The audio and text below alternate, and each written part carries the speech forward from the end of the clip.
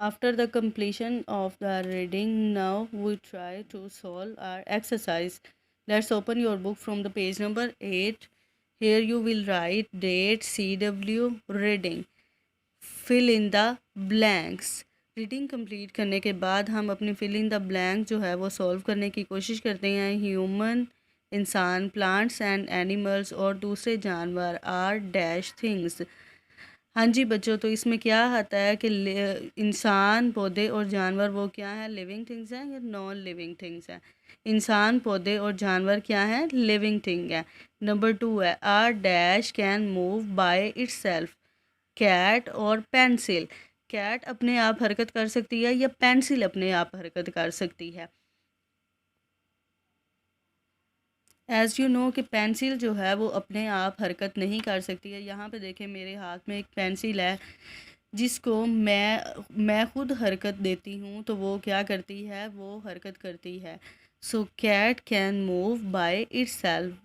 Number 3 है we need, हमें ज़रूरत होती है डैश टू ग्रो, हमें बढ़ने के लिए किस चीज़ की ज़रूरत होती है, फूड की या शेल्टर की। फूड का मतलब है खाना, शेल्टर का मतलब क्या है, पनाहगाह।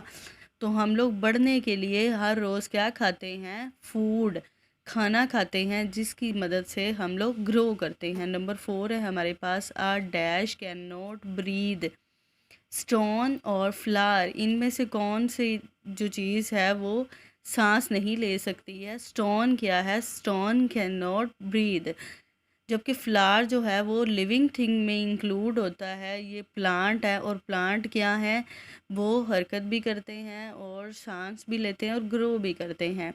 नंबर 5 है plants need water dash to grow. Water, fire. Plants को बढ़ने के लिए किस चीज़ की ज़रूरत होती है, वाटर की ज़रूरत होती है या फायर की ज़रूरत होती है।